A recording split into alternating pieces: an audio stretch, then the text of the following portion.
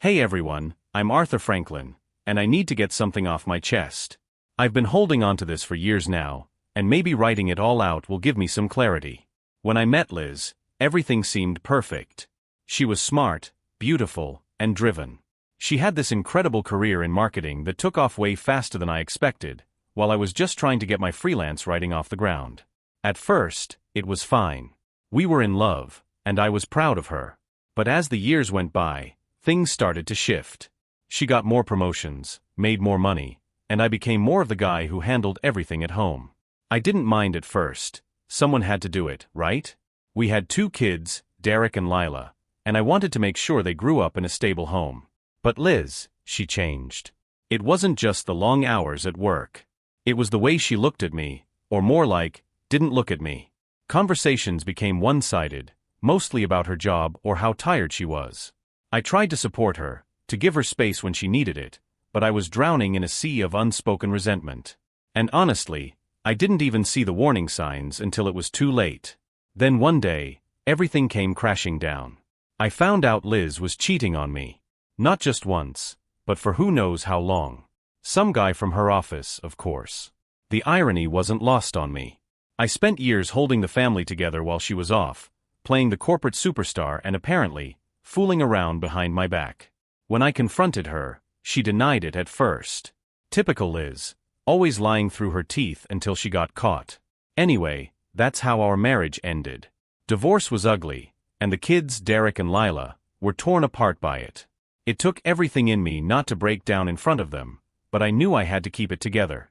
After the divorce, it was just me and the kids, and I felt completely lost. Liz moved out, got her own place, and seemed to be moving on with her life, while I was left trying to pick up the pieces for Derek and Lila. She started seeing someone from her office, probably the same guy she had cheated with. She didn't waste time moving forward, but I was stuck trying to keep everything together at home. The worst part was watching the kids suffer, especially when Liz started canceling plans with them. She'd promised to show up for Derek's soccer games or take Lila out, and then at the last minute, she'd say something came up at work. Derek tried to act like it didn't bother him, but I knew better. He'd shrug it off and say, "It's fine, Dad," but I could see it in his face. Lila, though, she couldn't hide her disappointment. She would cry whenever her mom didn't show up, asking why Liz didn't want to spend time with her. I didn't know what to say, so I just reassured them as best as I could, telling them that their mom loved them, even if she wasn't always there. Then I met Beatrice. We connected through a freelance writing job I was doing for her boutique. At first, we were just 2 people talking about work, but over time, something deeper developed. Beatrice was different. She'd lost her husband a few years before, so she understood what it meant to have your life turned upside down. We took things slow, neither of us was in a rush, but eventually, we both realized we wanted more than just friendship. When I introduced Beatrice to Derek and Lila, I was nervous. They were still adjusting to the divorce, and I didn't want to confuse them. But Beatrice was amazing with them. She didn't push herself into their lives. She let them warm up to her on their own time. Derek bonded with her pretty quickly. He's a quiet kid, and Beatrice had this way of making him feel comfortable, like he could open up without any pressure. Lila took a little longer. She missed her mom and wasn't sure how to feel about someone new being around. But Beatrice was patient, and eventually, Lila started coming to her for little things, like helping with her homework or tying her shoes. Just as things were starting to feel stable for us, Liz's life took a turn. About a year after the divorce, she lost her job. It wasn't a big shock to me. She'd been struggling for a while, but she didn't want to admit it. One night, she called me out of the blue crying, saying she didn't know what to do. Part of me wanted to tell her this was the bed she made, but for Derek and Lila's sake, I bit my tongue. They still needed their mom, even if she was falling apart. I helped Liz get back on her feet, not because I wanted to, but because the kids deserved to see her at least trying. It wasn't easy. Liz was stubborn, still pretending everything was fine, but eventually, she started to get the help she needed. She found another job, and while it wasn't as glamorous as her last one, it gave her some stability. Through all of this, Beatrice was my anchor. She never got jealous or made me feel bad for helping Liz. She understood that no matter how much Liz and I had hurt each other, we were still tied together because of Derek and Lila. Beatrice was there for me, for the kids, and somehow, despite the chaos, we started building something real. Something that felt like home again. As Liz tried to piece her life back together, my relationship with Beatrice grew stronger by the day. She wasn't just my partner, she became a rock for Derek and Lila. They were spending more time with us than with Liz, and it became clear that Beatrice was stepping into a role I didn't even realize we needed. She never tried to replace their mom, but she was there when Liz wasn't, and that made all the difference. Our home finally felt like a real home again, filled with warmth and stability that had been missing for so long. Meanwhile, Liz was still struggling. She'd gotten a new job, but it wasn't the high-powered career she once had, and I could see it was affecting her. The kids were starting to notice too. They still saw their mom, but it was different. She wasn't the person they could rely on anymore. They were leaning on me, and Beatrice, more and more. It hurt to watch, but at the same time, I was focused on moving forward. I couldn't keep looking back. One evening, I was sitting with Beatrice after the kids had gone to bed, and it just hit me. I didn't want to just live with her, I wanted to build a future with her. We had been through so much already, and through it all, she had shown me what love and partnership were supposed to look like. It wasn't just about me anymore. It was about us, the kids, Beatrice, and me. So, after thinking it over for a while, I talked to Derek and Lila about it. I asked them how they would feel if I proposed to Beatrice. Their faces lit up, and that was all the confirmation I needed. The proposal itself wasn't anything extravagant. I wanted it to be simple and meaningful. We were at home, just the four of us, and I asked Beatrice to marry me. She said yes, and the kids were over the moon. A few months later, we had a small ceremony, nothing fancy, just close family and a few friends. Derek walked Beatrice down the aisle, and Lila was the flower girl. It wasn't the big, traditional wedding I had the first time around, but it felt perfect. With Beatrice by my side, I felt like we had finally found our way. The kids were happy, our home was filled with laughter again, and for the first time in years, I felt at peace. It wasn't the life I had planned, but in many ways, it was better. After the wedding, life fell into a peaceful rhythm I hadn't experienced in years. Beatrice and I worked together to make sure the kids were happy and felt secure.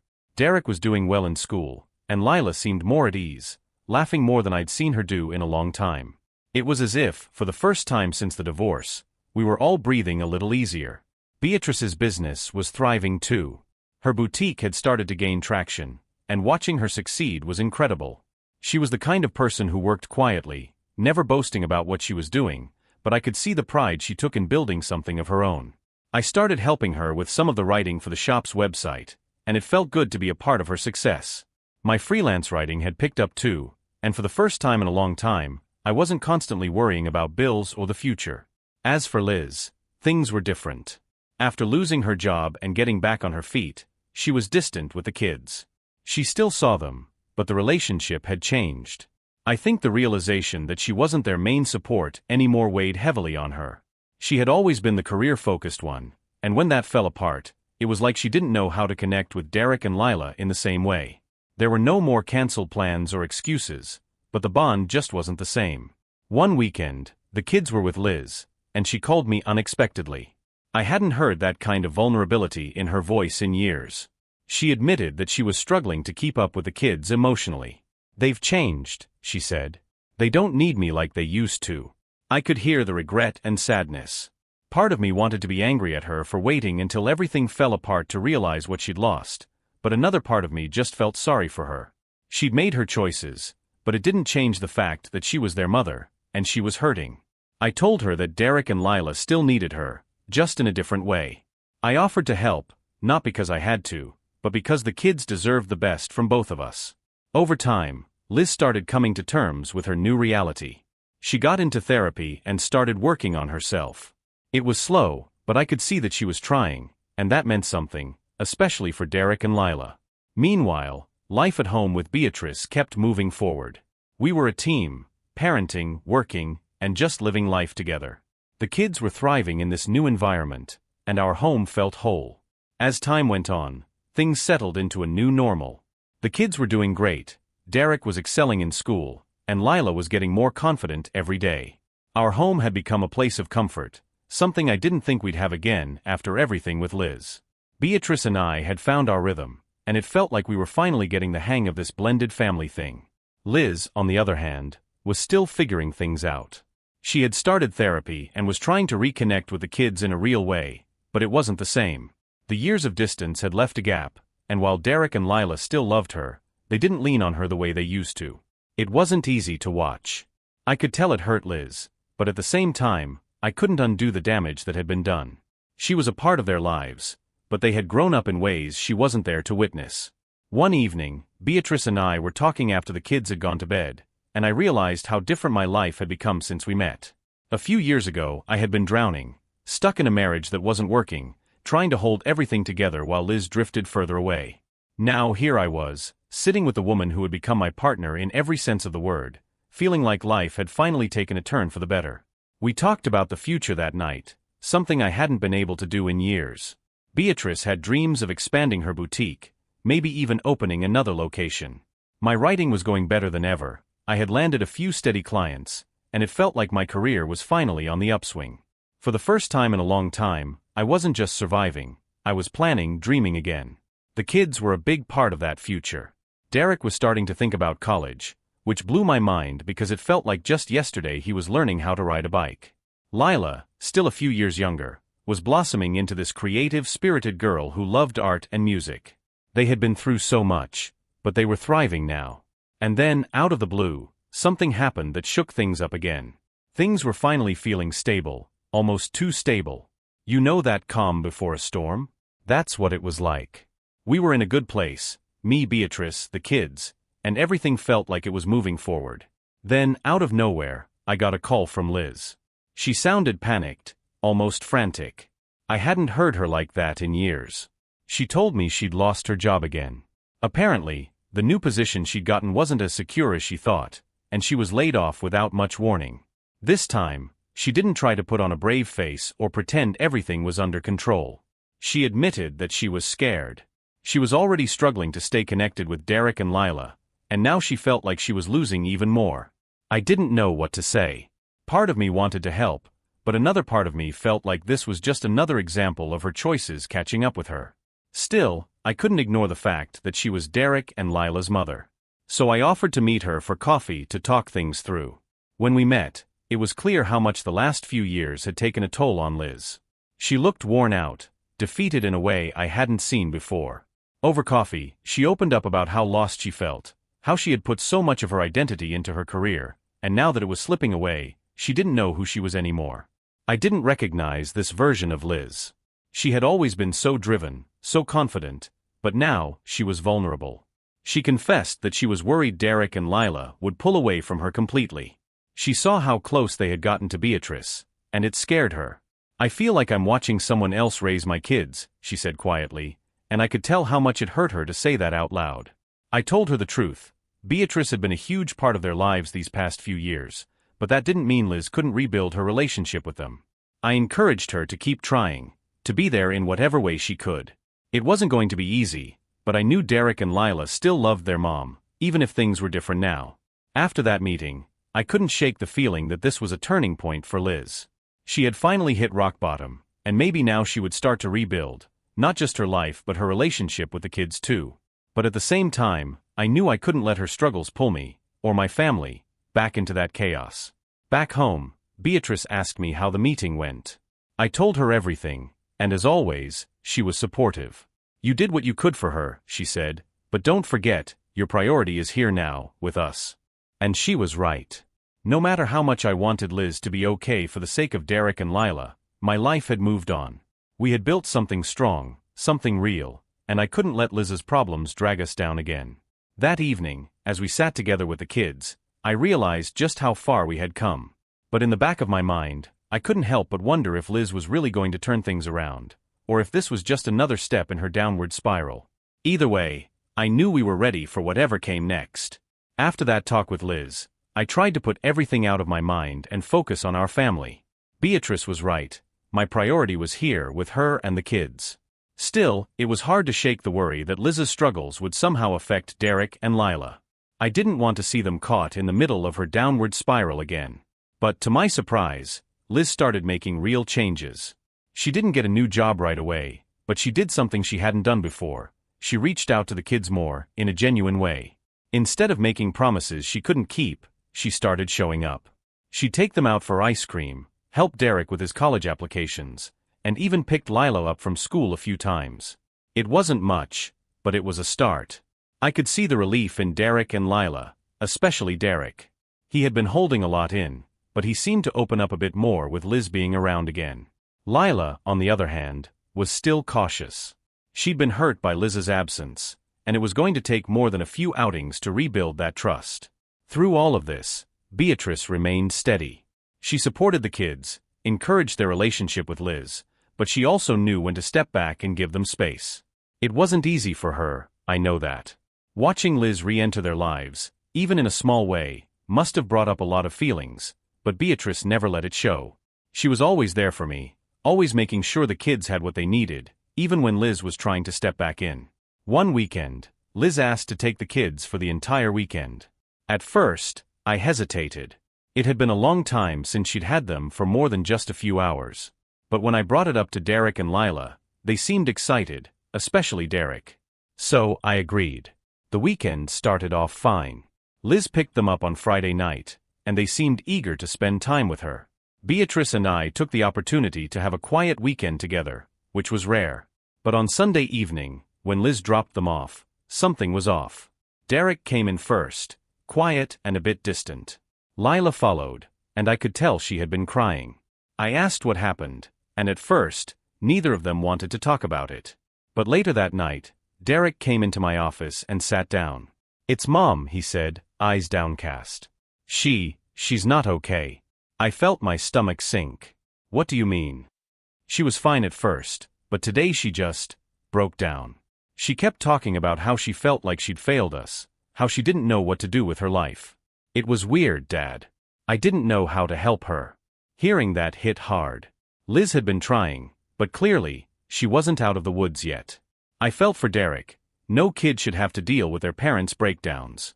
He was holding too much weight on his shoulders, trying to be the strong one when it should have been Liz's job to support him.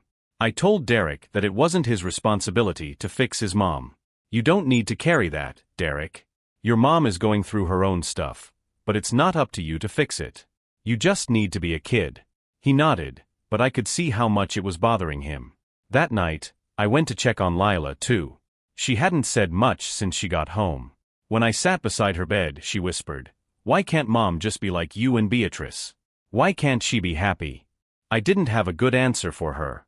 Liz was struggling, and no amount of explaining could make it easier for Lila to understand why her mom couldn't be the person she needed her to be. That night, I realized something important. It didn't matter how much Liz tried or how many changes she made, her presence in the kids' lives was going to be complicated. And I had to be there to help them navigate that. But I also knew that Beatrice and I had created something stable and strong for Derek and Lila, and that would be enough to get us through whatever came next. Liz still had a long way to go, but at least the kids had a safe place to land, even when things with their mom didn't go as planned. After that weekend with Liz, things changed for the kids. It was like something clicked for Derek and Lila. They began to see their mom in a different light, and not in a good way. Liz didn't completely disappear from their lives, but her inconsistency became more apparent. She would try, show up for a few visits, and then disappear again, retreating into her own problems. The kids started to realize that they couldn't depend on her like they used to, and it hurt them, especially Derek. Derek had always been more forgiving of Liz, but I could see how much her unpredictability was weighing on him. He'd stay quiet when she didn't show up, but the disappointment was always there, just under the surface. Lila, on the other hand, became more guarded. She'd stopped asking about her mom as much and instead, spent more time with Beatrice. She'd sit with Beatrice at the boutique, helping out or doing her homework there. I think Lila found comfort in the steadiness Beatrice brought to her life, something her mom wasn't able to give. Beatrice handled it all with so much grace. She never tried to take Liz's place, but she made sure Derek and Lila knew they had someone they could count on, no matter what. I watched as Lila began to lean on Beatrice more, asking her for help with things she used to ask Liz for, like advice on school projects or picking out a new outfit. It was subtle, but I could see the shift. Beatrice was becoming more than just a stepmom to them. She was becoming a real presence in their lives. Derek, though, was a bit different. He was older and still carried the weight of trying to fix things with his mom. After that weekend, he seemed to be more reserved, like he didn't want to show how much it bothered him. I'd try to talk to him, but he'd just shrug it off. One night, I found him sitting in his room, staring at an old photo of him and Liz from when he was younger. I sat down next to him, and he finally opened up a little. "I just don't get it, Dad," he said quietly. "Why can't she be there for us? Why does she keep messing up?" I didn't have a good answer for him. "Your mom loves you, Derek. She's just struggling. But that doesn't mean you have to fix her." He nodded, but I knew it was going to take more time for him to really accept that. He had this sense of responsibility, like it was on him to help his mom through her mess, and that was a heavy burden for a kid to carry. In the meantime, Beatrice and I focused on creating as much stability as we could. We had built a life together, a life that was steady, filled with love and support. Derek and Lila needed that now more than ever. Even when things were uncertain with Liz, they always had a home with us where they felt safe. That's what mattered most, and it's what kept us going. As the months went by, life settled into a new kind of normal. Liz was still around, but her role in Derek and Lila's lives had shifted. She wasn't the dependable mom they needed, and they were starting to accept that. It wasn't easy for them, especially Derek, but they found comfort in the routine and stability Beatrice and I provided. Beatrice, as always, was incredible. She had a way of balancing everything, her boutique, our home, the kids, without missing a beat. Lila had become attached to her in a way that surprised me. They spent more time together, whether it was at the boutique or just hanging out at home. I could see how much Lila relied on Beatrice, especially as things with Liz became more unpredictable. One afternoon, after school, Lila came home with a big grin on her face. "Dad, Beatrice, guess what?" she said, practically bouncing into the living room. "What's up, sweetheart?" I asked, smiling at her excitement. "I got an A on my art project. The one Beatrice helped me with." Beatrice smiled, giving Lila a quick hug. "You did all the hard work, kiddo," she said. But I could tell how much it meant to both of them. Lila had been looking for something to feel proud of, and this was it. That little moment showed me how important Beatrice had become to her, not just as a stepmom, but as someone she could count on. Derek, on the other hand, was going through a different phase. He was more withdrawn, spending a lot of time in his room, focused on schoolwork and college prep. He didn't talk much about his mom anymore, but I knew it was still weighing on him. One night, after everyone had gone to bed, I knocked on his door and found him staring out the window, deep in thought. "You okay, bud?" I asked, sitting down next to him. He shrugged. "I guess. Just thinking about stuff." I knew what stuff meant. "Your mom." He nodded. "I want to believe she's going to get better, Dad, but I don't know. It's hard." I put my arm around him. "You don't have to figure it all out. It's not your job to fix things for her." He sighed. "I know. It's just, I miss how things used to be, you know? When we were all together." I didn't have the right words to make it easier, but I reminded him of what we had now, Beatrice, our family, and how strong we'd become. "It's okay to miss the past, Derek, but don't lose sight of what you've built here. You've got a future ahead of you that's yours." He nodded, but I could see the conflict still in his eyes. He was trying to move on, but it wasn't easy for him to let go of the hope that his mom would somehow turn everything around. In the meantime, Beatrice and I continued to build on the life we had. We focused on the small moments that made our family feel whole again. Whether it was Lila's art projects or Derek's plans for the future, we were all finding our way, even when things with Liz remained uncertain. And through it all, we kept moving forward, stronger than ever. As Derek and Lila grew more settled in our life with Beatrice, things started to shift in subtle ways. The kids weren't asking about Liz as much anymore, and when they did see her, the visits were shorter, more formal. It was like they had put up a wall, not because they didn't love her, but because they couldn't handle the emotional roller coaster anymore. Liz, for her part, seemed to recognize this. She was still struggling, but she didn't push as hard to be a bigger part of their lives. I think she realized that the more she tried to force it, the more distant Derek and Lila became. It was sad to watch, but at the same time, it was a relief. I didn't have to worry as much about the kids being let down by her. One day, out of the blue, Liz called me. She sounded different, quieter, more reflective. She asked if we could meet up. Part of me didn't want to. Every time we talked, it brought back memories of our broken marriage, the cheating, the lies. But another part of me knew this was about the kids, and I had to hear her out. When we met at a local coffee shop, Liz looked tired, but there was something different in her eyes, like she was finally starting to accept where her life had ended up. She didn't make excuses or try to gloss over the mess she'd made of things. Instead, she just sat there quietly for a while before speaking. "I know I've screwed up," she said, her voice softer than I'd ever heard it. "And I know Derek and Lila don't look at me the same way anymore. I'm trying, Arthur, but it feels like it's too late." It was hard to hear. I'd spent so many years being angry with her, but in that moment, she seemed almost fragile. "It's not too late, Liz," I said, surprising myself with how genuine I sounded. "You just need to be there for them, even if it's not in the way you expected." She nodded, wiping away a tear. "I don't know how to do that. I thought my career would be everything, but now I don't even have that. I don't know who I am without it." It was the most honest she'd been with me in years. I felt a pang of sadness for her, but also for Derek and Lila. They needed their mom, but they needed her to be stable, not constantly in crisis. "You don't have to figure everything out right now," I told her. "Just be present. Show up. That's all they really want." After that, Liz started showing small improvements. She was still distant, but when she did spend time with Derek and Lila, she was more focused, more engaged.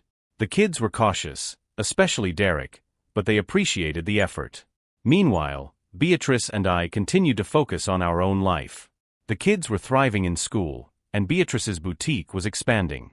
I had taken on more freelance projects, and it felt like everything was starting to come together. We still had our challenges, especially when it came to navigating things with Liz, but our family had found its footing. One evening, Beatrice and I sat outside on the porch, watching the sunset. The kids were inside, laughing over some silly show on TV, and for the first time in a long time, I felt content. I looked over at Beatrice and smiled. "We've come a long way," I said. She nodded, resting her head on my shoulder. "Yeah, we have. And we're just getting started." It was a simple moment, but it felt significant. We had been through so much, heartbreak, betrayal, and loss, but we had built something real, something strong. And no matter what challenges lay ahead, I knew we'd face them together. As the months passed, Liz slowly began to improve. She wasn't the perfect mom, but she was trying, and that was something. She stopped overpromising and started showing up in smaller, more consistent ways. She'd take Derek out for coffee or bring Lila art supplies on the weekends. It wasn't dramatic, but it was steady, and the kids noticed. Derek was still cautious around her. He didn't fully trust that she'd keep it together, but I could see a part of him wanting to let her in again.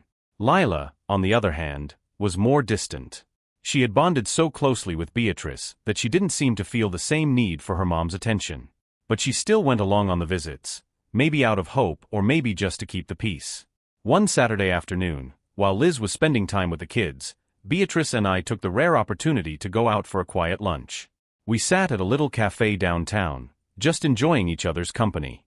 It was nice to have a moment to ourselves, something we didn't get often between work, the kids, and everything else. As we sat there, Beatrice brought up something that had been on my mind for a while.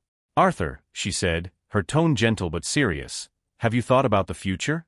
What happens when the kids are grown, when it's just us?" I hadn't really let myself think too far ahead, but I knew she was right. Derek was getting older, thinking about college, and Lila wasn't far behind. Soon enough, they'd be moving on to their own lives. It was hard to imagine the house without them. "I guess I haven't thought about it much," I admitted, "but I know one thing for sure. I want to keep building this life with you, whatever that looks like." Beatrice smiled, squeezing my hand. That's all I needed to hear. The conversation stuck with me though. The idea of a future where it was just Beatrice and me, it felt both exciting and a little daunting. For so long, my life had revolved around the kids and keeping everything stable. But now, I could see that there was something more waiting for us once they were grown. A few weeks later, Derek came to me one night, looking more serious than usual. "Dad, I've been thinking about college," he said, his voice steady. "I got accepted into a couple of schools. Out of state." It hit me like a ton of bricks. I knew this day was coming, but hearing it out loud made it real. "Out of state?" I repeated, trying to keep my voice calm. "Yeah," he nodded. "I love it here, but I think it's time for me to go somewhere new. Start fresh." I looked at him, proud and a little heartbroken all at once. "You've grown up so much, Derek. I'm proud of you." He smiled, and for a moment, I saw the little boy he used to be. "Thanks, Dad. I just wanted you to know." After he left the room, I sat there for a while, processing it all. Derek was really leaving, and soon enough, Lila would be right behind him. The house would be quieter, emptier. But I reminded myself of that conversation with Beatrice. We had something strong, something worth building on, even after the kids were gone. That night, I told Beatrice about Derek's plans, and she gave me that same steady, reassuring smile.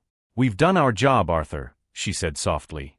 "Now it's their turn to go out and live their lives." And she was right. It was their time to shine, and our time to start thinking about what came next for us. Life was moving forward, and so were we.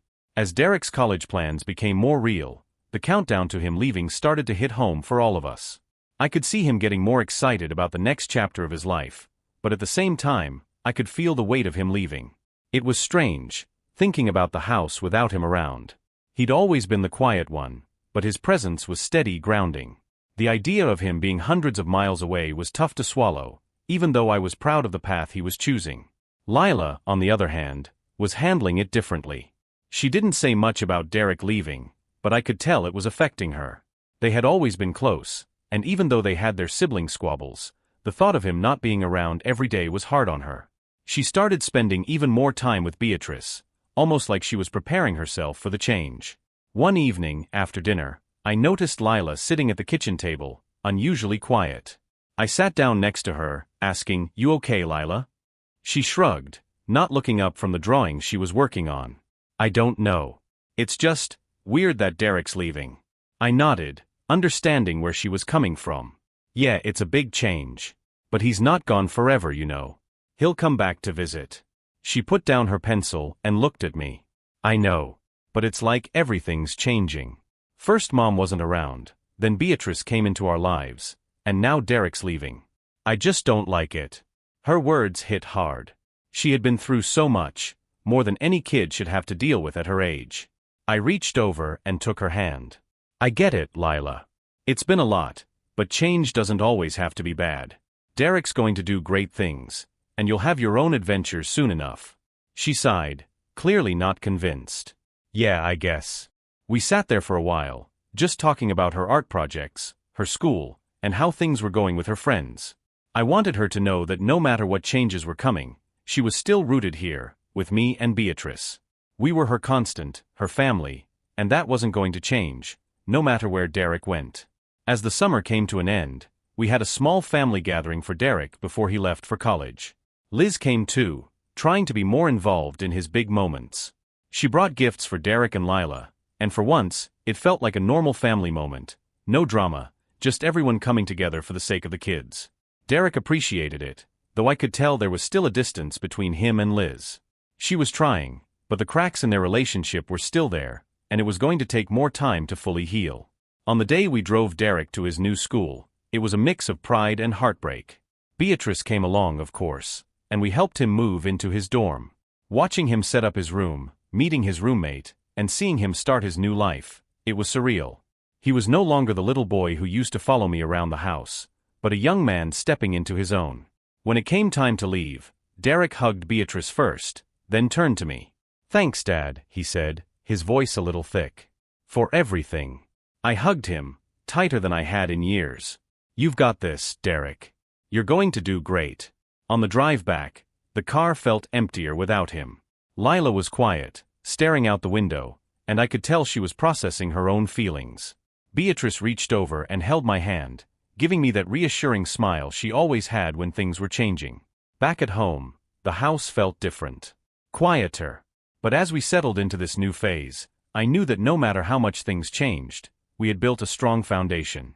Beatrice, Lila, and I were still here, moving forward together, and that was what mattered most. After Derek left for college, the house felt quieter, emptier.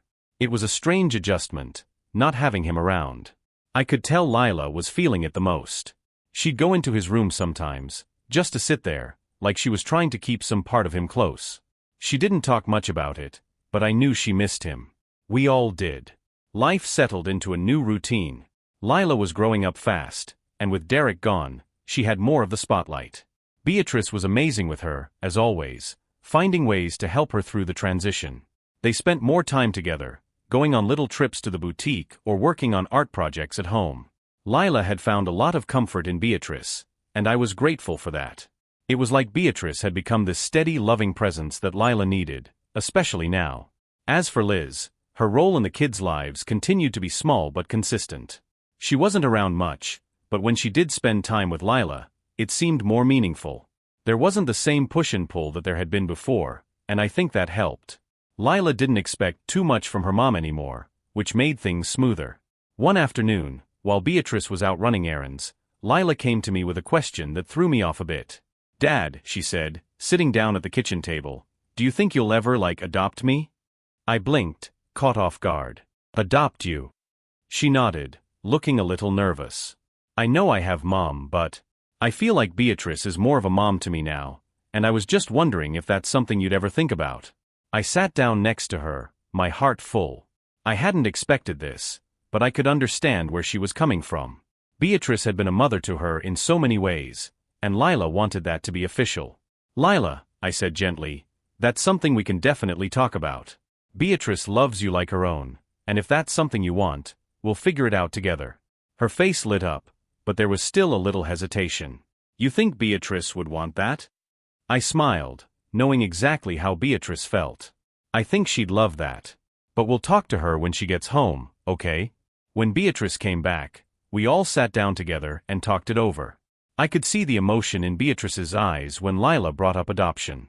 She reached out and took Lila's hand. "I would be honored to adopt you, Lila," she said softly. "You're already a part of me, of us, but if this makes it feel more real to you, then I'd love to make it official." Lila smiled, her eyes welling up with tears, and I could see just how much it meant to her. It was a quiet but powerful moment, a realization that we had truly built something special, something strong enough to last. Over the next few weeks, we started looking into what it would take to make the adoption happen. It wasn't going to be an easy process, especially with Liz still in the picture. But it was clear to me that this wasn't just about paperwork, it was about solidifying the family we had created, a family built out of love, trust, and the kind of bond that went deeper than blood. As we moved forward with the process, I couldn't help but think about how far we had all come. From the chaos and heartbreak of the divorce, through the ups and downs of blending our lives, to this moment where we were creating something permanent, something lasting. No matter what challenges lay ahead, I knew we were stronger together, and that was more than I could have ever hoped for. The decision to move forward with the adoption brought a new sense of excitement to our lives. Lila seemed lighter, happier, and more connected to Beatrice than ever before. The process itself wasn't easy. There were a lot of legal hurdles, especially with Liz still being part of the picture. We had to involve her in the discussions, and I wasn't sure how she'd react to the idea of Beatrice officially adopting Lila. When I finally brought it up with Liz, I braced myself for the worst. I half expected her to lash out or feel threatened by the idea, but to my surprise, she didn't. She took a long pause when I explained what Lila wanted, then nodded slowly. "If that's what Lila wants, then maybe it's what's best," Liz said quietly.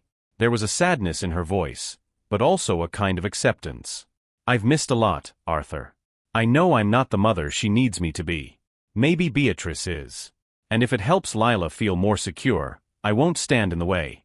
I wasn't expecting that kind of maturity from Liz, but it felt like she was finally coming to terms with the choices she had made, and the impact they'd had on the kids. I thanked her, and she told me she wanted to be involved in whatever way made sense. It wasn't the reaction I thought I'd get, but it made things easier, knowing Liz wasn't going to fight this. When we told Lila, she seemed relieved. It wasn't just the idea of having Beatrice as her official mom, it was the fact that her birth mother wasn't fighting it.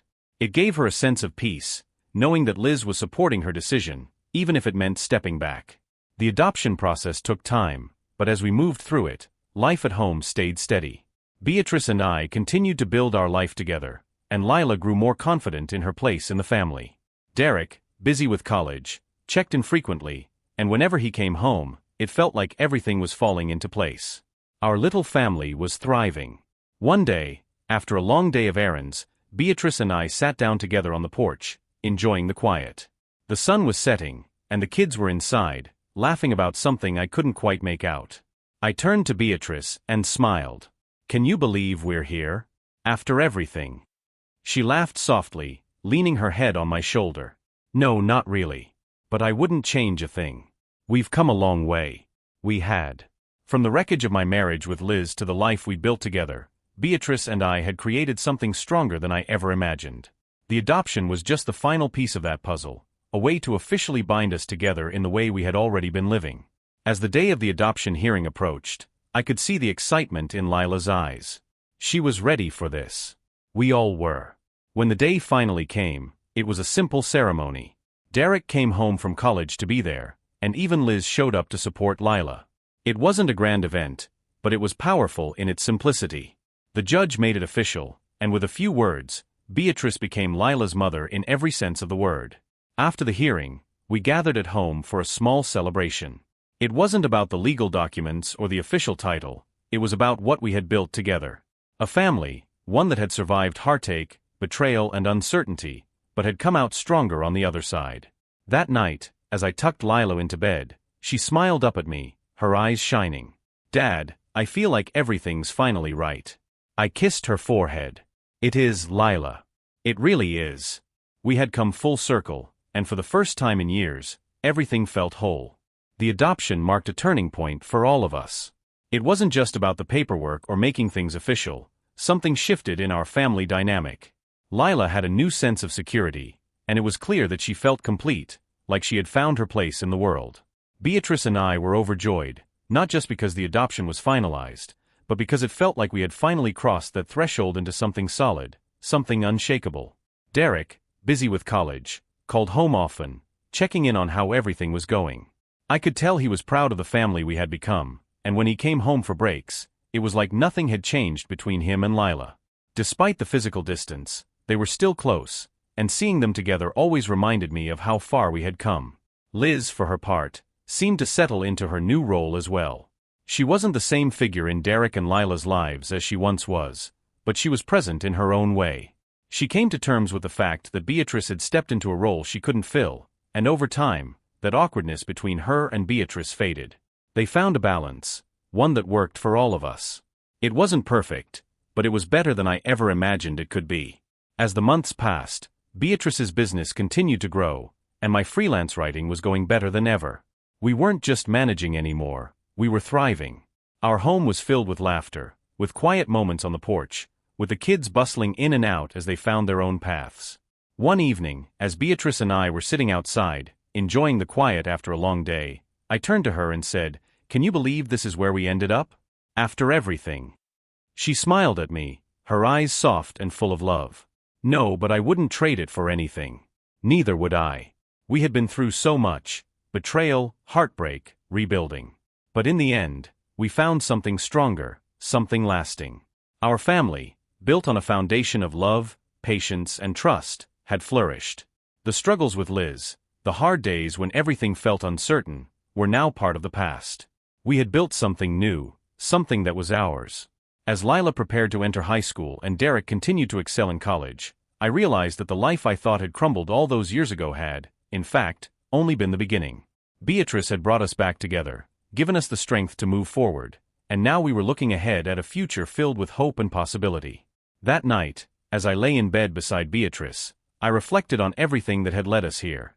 Life had thrown curveballs, pushed us to the edge, and forced us to confront painful truths. But in the end, we had built something unbreakable. We had created a family, a real, loving, messy, and beautiful family. And for the first time in a long time, I could honestly say, everything felt right. We were ready for whatever came next.